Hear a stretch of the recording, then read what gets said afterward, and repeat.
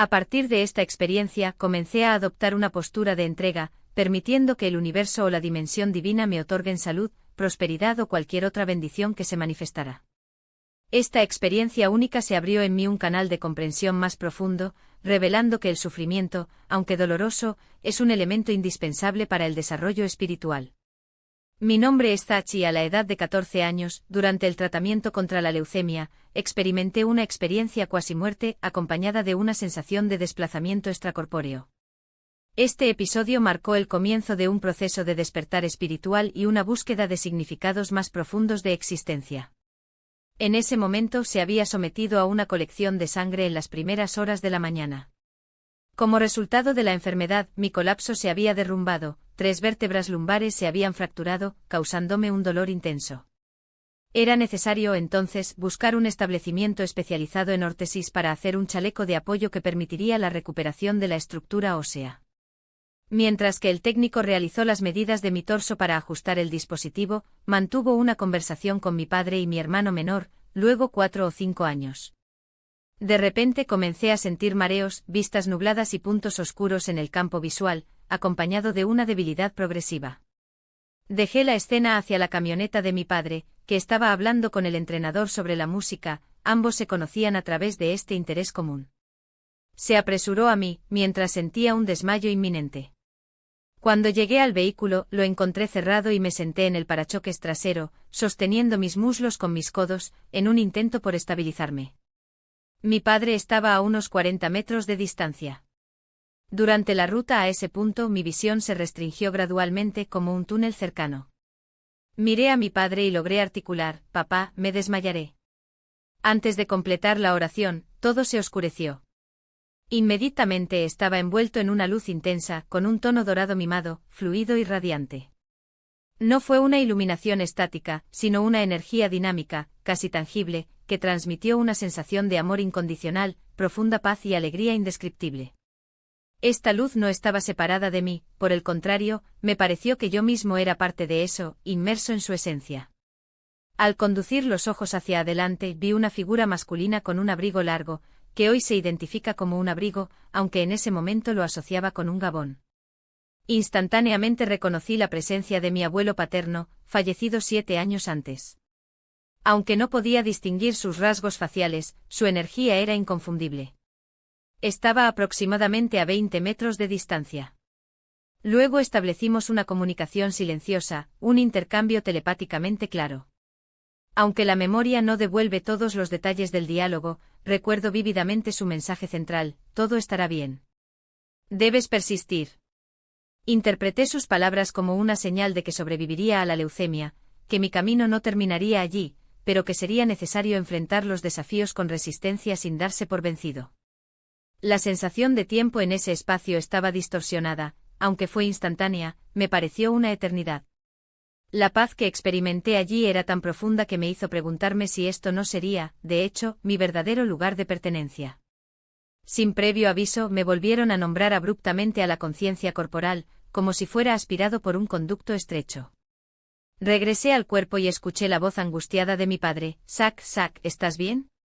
¿Está todo bien?». Otra voz masculina de un extraño preguntó si debía activar servicios de emergencia. Mi padre respondió negativamente, asegurándose de que yo fuera recuperado. Curiosamente, aunque no puedo moverme, pude escuchar y articular: «Puedo escucharte, pero no tengo control sobre mi cuerpo». Después de 1 minuto o 2, la sensibilidad comenzó a regresar, primero como hormigueo, hasta que finalmente pude abrir los ojos y recuperar los movimientos. Luego escuché que un transeúnte había presenciado mi caída y corría hacia mí, mientras mi padre, al darse cuenta de la situación a distancia, había viajado esos 40 metros a toda velocidad para apoyarme antes de golpear el suelo. Este episodio, que ocurrió a la edad de 14 años, en medio del tratamiento. La extenuación con quimioterapias agresivas y medicamentos graves de efectos secundarios, funcionó como un portal. Abrió en mi mente una especie de canal receptivo, una conexión con una guía que trasciende el plano material. Desde entonces me he dado cuenta de los mensajes que atribuyo a una inteligencia más alta, ya sea divina, angelical o de seres queridos que ya se han ido. Esta percepción ampliada se volvió fundamental en los 8 meses posteriores de tratamiento intensivo, durante el cual las dificultades se agravaron progresivamente.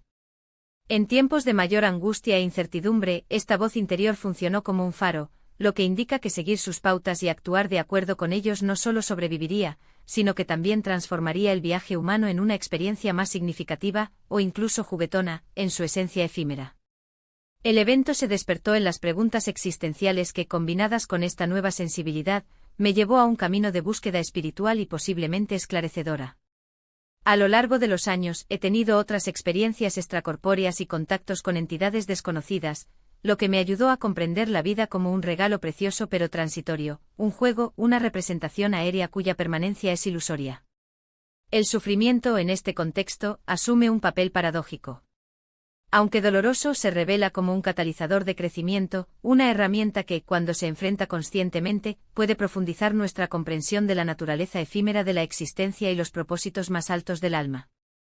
La experiencia, por lo tanto, se revela no solo como un componente intrínseco del desarrollo espiritual, sino como una condición sinusoidal para la expansión de la conciencia. Dada esta premisa, surge la pregunta fundamental: ¿cómo hacer que la existencia sea más llena de alegría y amor? Esta pregunta, aunque aparentemente simple, termina una complejidad que trasciende la mera racionalidad discursiva. Aquellos que, como yo, han experimentado estados alterados de conciencia, ya sea a través de experiencias cercanas a la muerte, proyecciones extracorpóreas u otros fenómenos preliminares, comprenden que la esencia de estas experiencias escapa al lenguaje convencional. Este no es un conocimiento conocedor de palabras, sino una sabiduría que está inscrita en el núcleo del ser, como un sello indeleble. Dada esta limitación, tenemos el imperativo ético de comprometernos con la deliberación y la conciencia de la búsqueda de gratitud, no solo en circunstancias favorables, sino, sobre todo, en tiempos de adversidad. El sufrimiento, cuando se observa desde esta perspectiva, no es una mera oportunidad o un castigo, sino un agente de transformación, se fortalece, ilumina y, sobre todo, revela. Cada episodio de enfermedad nos hace anhelar la salud y, al superarla, intensifica nuestro agradecimiento por el bienestar. Cada experiencia de soledad nos lleva a valorar la compañía genuina, ya sea de amigos, familiares o parejas, y a reconocer la riqueza de las conexiones humanas. Lo que a primera vista se presenta como una carga insoportable en realidad puede funcionar como un faro, una bandera que, al indicar lo que no queremos, ilumina el camino hacia lo que realmente queremos. En este sentido, las dificultades funcionan como brújulas existenciales. Al enfrentar una situación adversa, ella parece decirnos: aquí no está tu lugar, ve allí. El desafío entonces es decodificar este mensaje y guiar nuestra atención, y en consecuencia, nuestra energía, a la dirección puntiaguda. En lugar de persistir en la lamentación por escasez, enfermedad o aislamiento, depende de nosotros agradecer a tales experiencias, ya que nos revelan, en contraste, que verdaderamente aspirales. Es un ejercicio de transmutación, convertir el dolor en el propósito, la falta de anhelo creativo, la sombra a la luz. Este viaje es notable, no es solo. Todos nosotros, independientemente de nuestras trayectorias, creencias o acciones, somos imbricados en este mismo proceso de evolución espiritual. Incluso aquellos que, en su ignorancia o dolor, infligen daño a los demás merecen nuestra compasión. No hablo aquí de la compasión pasiva o condescendiente, sino de un amor activo basado en la comprensión de que en el último plano de existencia, todos convergeremos al mismo destino, ese túnel luminoso de paz, amor y unidad que trasciende las ilusiones del ego. Si este es el resultado inevitable, ¿por qué no anticipar esta esencia en nuestra vida terrenal? ¿Por qué no cultivar, por cierto, los atributos que nos esperan más allá del velo? Esta práctica, sin embargo, no es espontánea, requiere disciplina y conciencia. Cuando nos encontramos con la adversidad, el primer paso es permitirnos sentir completamente las emociones que eleva sin resistencia, sin negación. Luego tenemos que agradecer la lección implícita y finalmente redirigir nuestro enfoque. En lugar de pensar en la queja, estoy enfermo, estoy pobre, solo soy, deberíamos preguntar, ¿dónde quiero dirigir mi atención? ¿Cómo puedo alinearme con la cadena de abundancia, salud y conexión que ofrece el universo?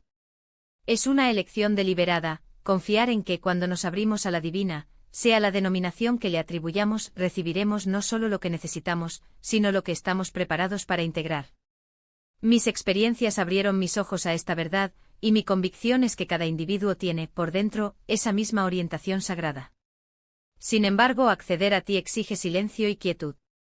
La voz del alma no se escucha en la agitación de los pensamientos cotidianos, sino en la serenidad de un espíritu reunido. La orientación puede manifestarse de las maneras más diversas, a través de un diálogo aparentemente casual con un extraño necesidad, en el que nos volvemos sin saberlo a los mensajeros de una sabiduría más alta, a través de un vídeo, un libro o una película que de repente ofreció la respuesta durante mucho tiempo, o incluso como una visión repentina, una intuición que parece brotar de su propio ser. No creo que alguien esté realmente desconectado de esta orientación.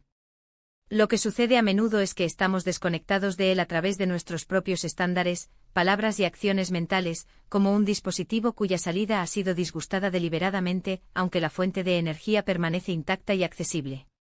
De ahí la importancia de prácticas como la meditación, el tai chi, el yoga o cualquier actividad que proporcione el acuarel de la mente. Estos ejercicios no son solo para la relajación, sino también la creación de un espacio interno donde la voz del bienestar, esa cadena ininterrumpida de amabilidad y vitalidad que habita en cada flujo de poder sin obstáculos. Mi hipótesis es que la salud, la alegría y la prosperidad no nos niegan por un capricho del destino, sino que se oscurecen por los pensamientos desalineados de esta corriente.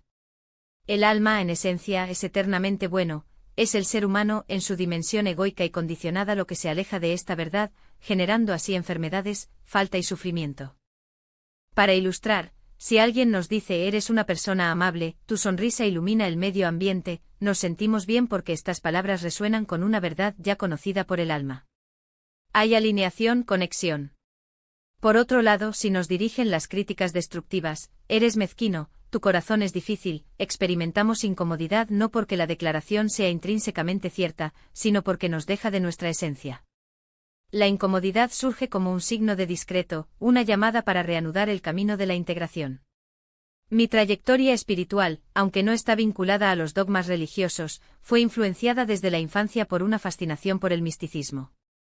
Aunque creado en una casa católica nominalmente, donde la práctica se limitaba a las celebraciones esporádicas, siempre me ha atraído las preguntas que trascendieron lo visible. Mis padres, aunque no profundamente religiosos, tenían una espiritualidad latente y mi abuela paterna, una figura de gran influencia, me presentó, como un niño, a libros y reflexiones que en ese momento parecían meras fantasías.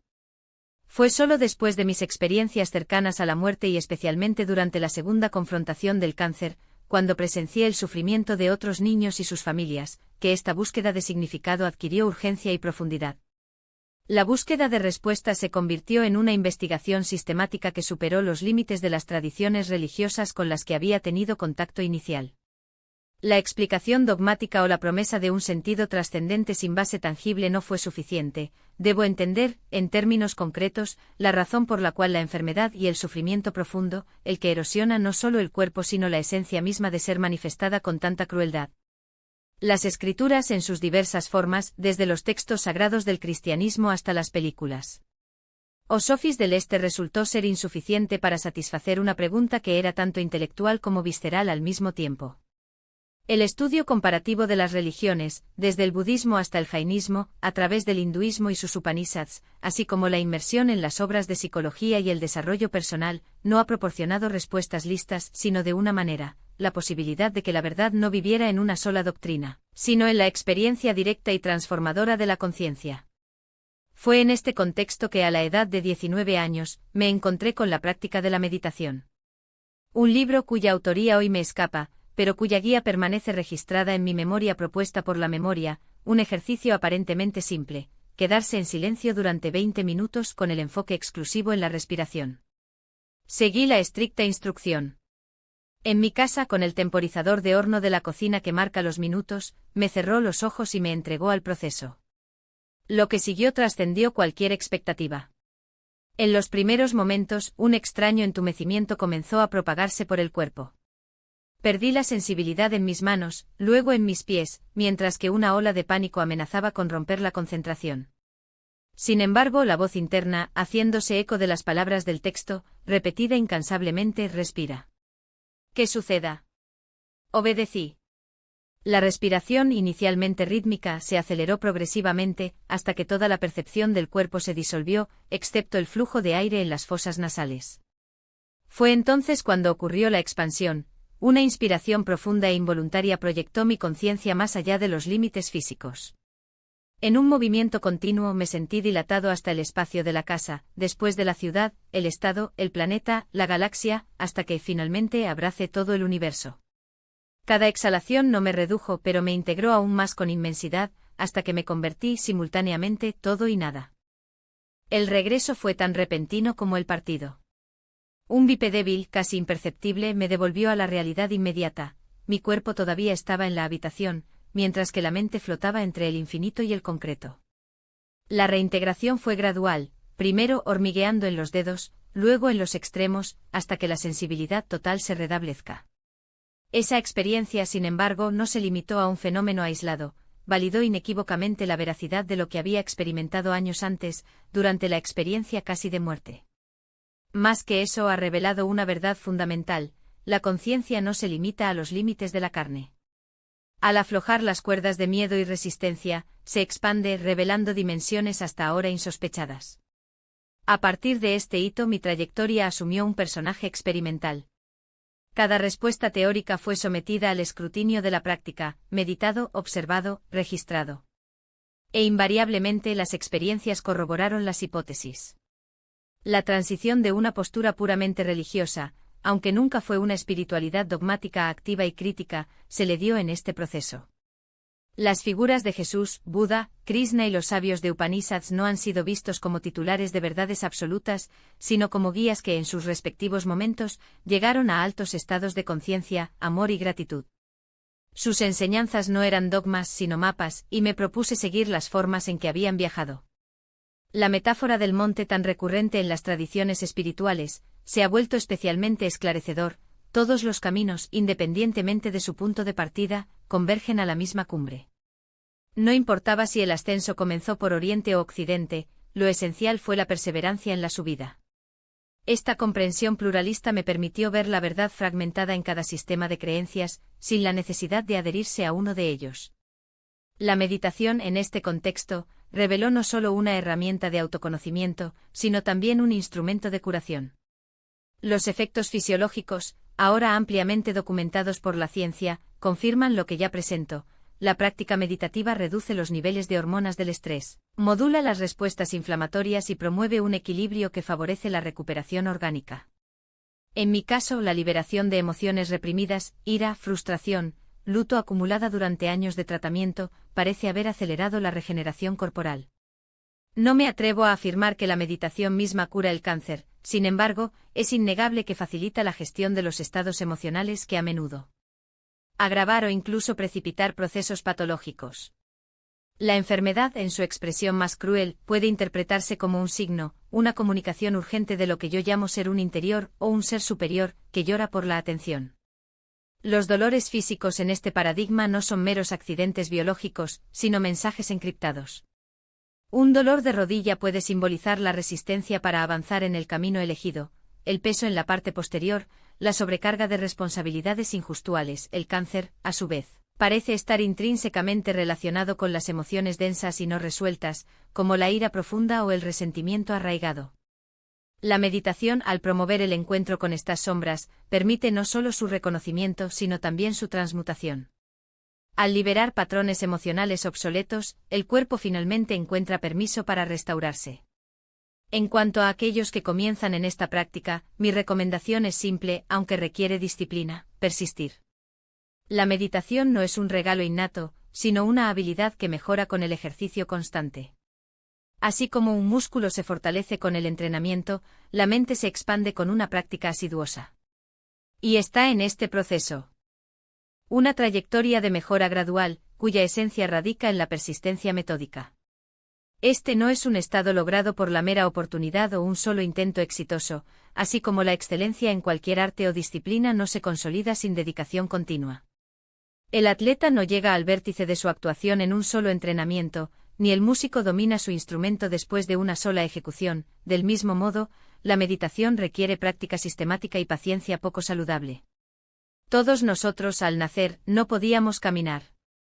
No hay listas de recién nacidos ni avances de manera segura en sus primeros pasos. Sin embargo, a través de repetidos intentos de caídas, ajustes y nuevos inversores, el cuerpo aprende a equilibrarse y, finalmente, la locomoción se vuelve natural. Este mismo principio se aplica a la meditación. La mente, inicialmente agitada, requiere tiempo y ejercicio a quite. Incluso después de 17 años de práctica casi diaria, hay días en que los pensamientos persisten en circular y resistir la disolución, mientras que en otras ocasiones la capacidad de abandonar por completo, sumergiéndose en sutiles experiencias de trascendencia. Para el practicante novato, la orientación fundamental es continua. La acción, aunque imperfecta, supera la inacción. Permanezca en silencio incluso si se acerca el sueño, ya que el simple acto de sentarse ya es un gran avance. Inicialmente se recomienda adoptar una postura vertical para evitar la caída prematura, común en las primeras etapas. Mentiendo, el cuerpo tiende a relajarse demasiado, lo que dificulta mantener la conciencia de vigilia. Además, es esencial seleccionar una modalidad de meditación que resulte en un compromiso genuino, ya sea a través del silencio absoluto, sonidos naturales reproducidos en audio o meditaciones guiadas disponibles en plataformas digitales. El criterio debe ser sostenibilidad. Elija un método que se pueda practicar durante 10 a 20 minutos al día, con constancia. En cuanto a la aparición de pensamientos, si son negativos o positivos, no es necesario llevarlos al conflicto interno. En lugar de alimentar una batalla entre juicios antagónicos, como si la mente fuera un campo de disputa entre las fuerzas opuestas, es apropiado cultivar una postura de observación serena. Una metáfora aclarada, que resuena en profundidad, compara la conciencia con el cielo infinito, mientras que los pensamientos son como nubes que pasan. Al meditar, se reconoce como este cielo, sin cambios en su esencia, aunque transitorio en sus manifestaciones. Las nubes pensamientos arise se mueven y se disipan, pero el cielo permanece. Por lo tanto, cuando se enfrenta a un flujo mental, uno simplemente puede notar, este pensamiento vendrá más tarde, o que sigue su curso sin apego ni rechazo. Esta capacidad de observar sin interferir requiere práctica, pero su incorporación trae un alivio significativo. En tiempos de distracción, solo recuerda, yo soy el cielo. Esta declaración silenciosa ayuda a disociar la identificación con pensamientos, permitiendo asumir la posición de testigo consciente. No se trata de suprimir la actividad mental, sino de trascenderla, reconociendo que la verdadera esencia se encuentra más allá del torbellino de la mente.